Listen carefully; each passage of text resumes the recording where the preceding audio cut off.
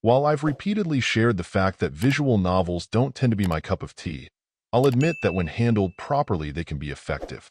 Semi-interactive games are another means of trying to tell a deeper story while keeping the gameplay more minimal, and that's clearly the road that the developer behind Pine's Story of Loss was aiming for. The thing is, when the depth and quality of what passes for gameplay is so minimalist and neglected, I think the value of the entire mission to try to gamify it at all starts to rightfully be questioned. Aside from the fact that the title gives away the crux of the protagonist's challenges, it takes very little time to understand that your character is struggling, but surviving.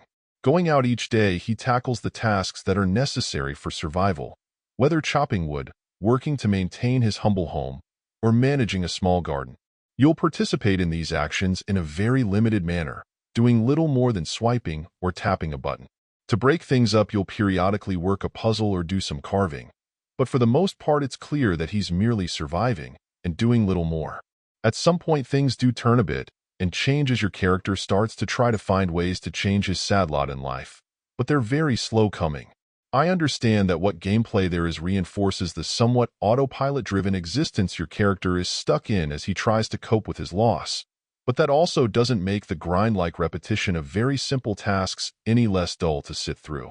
Then there's the matter of whether or not you feel like the new path he finds for himself is something you can relate to or would somehow reject, further muddying the water for whether or not the typical person would connect with the ultimate experience.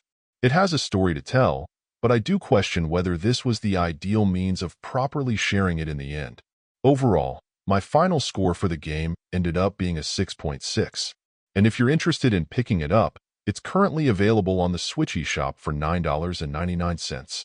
Thank you for taking the time to listen to this review.